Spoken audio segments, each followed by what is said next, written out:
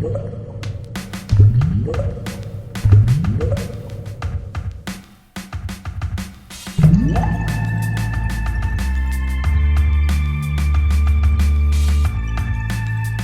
everybody, welcome to Board Online, Board Offline. Today we have our top 3 most played games of November. Now November was a relatively slow month, 14 plays of 8 different games, but that was 25 hours of play time, so the games we did play, we spent a good bit of time playing. Now, before we get into the list, I want to mention our sponsor, StoneValleyGames.com. This is your friendly, distant game store. They have a wide variety of games over there. Everything that, any niche that you're looking to fill, they probably can scratch that itch for you. If you go over there, they have a loyalty program for return customers. If you are currently in the military and you're stationed overseas, they will ship to you for free if you have an AA, AE, or AP address. I know when I was over in Germany with the Army, it would have been great to have somebody who would ship to me for free. So go check out StoneValleyGames.com. They absolutely can, figure out what it is you need and get you that board game.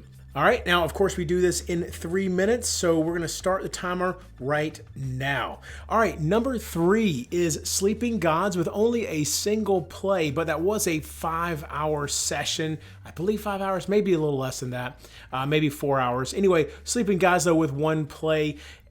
This is a sandbox adventure game where you are sailing your ship around this chain of islands, getting into all kinds of adventures, trying to find these totems, and really trying to figure out what in the world is even going on. You really have only a minimal amount of knowledge of how everything is, or of what you're trying to do when you start the game, but you're going through making all these choices. It's kind of like a choose your own adventure book. It's got a thick book of various quests and tales and stuff that you go on. You unlock new quests. You have all this different equipment that you can get, all these people you can interact with. You have a crew of 9, I believe, but lots of variation in how you can play it and what you can do, and the world is a pretty large world to explore. Number 2 is Pandemic Legacy Season 2 with 4 plays. This is one that the last time we played it, we lost in 15 minutes, so we've taken a few weeks break. We got to go back. We're in September now. This takes the pandemic system, Pandemic Legacy 1, Season 1, took that initial pandemic system and really added that legacy element to it where you're making permanent changes, and added a story to it with lots of surprises and twists and lots of stuff to unlock. Season 2 turns the pandemic system on its head, and it plays very differently than a normal pandemic, with some key core mechanisms still in there, but very, very different than what you are used to playing. And completely different story, lots of crazy stuff going on, but we may have backed our way into a corner pretty hard, and so we'll see if we can recover when we get back to playing it finally. And number 1 is Gloomhaven, also with 4 plays. Spent more time playing this one, though, which is why it ended up at number 1.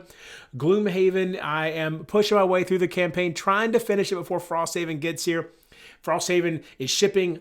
I should have it any time now. I've got instructional videos coming out for that, so be sure to watch out for that. But this is such a fantastic game where you start with a handful of cards.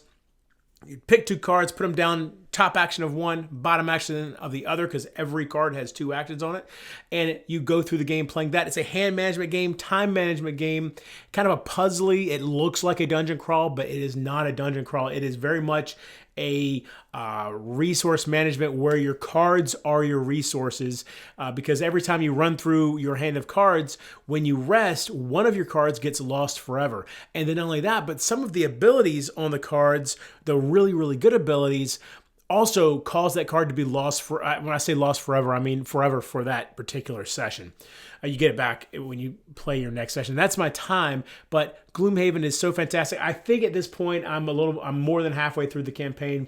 Once Frosthaven gets here, I think I'll keep pushing through the Gloomhaven campaign, even though I'll be making videos for Frosthaven for y'all, because with Frosthaven, I think my group and I are going to play that together. So we'll see. Very excited for what Frosthaven has to offer. Gloomhaven just continues to be one of my favorite games of all time. So yeah, that was the list. Be sure to come back for more. We have an instructional video for solutions coming out very soon. Our first part of our Perdition's Mouth instructional series is coming out in the very near future. We've got other stuff from Keystone North America, 1565 St. Elmo's Pay. Lots of great stuff coming up. Stay tuned. And until next time, if you're bored online, board offline.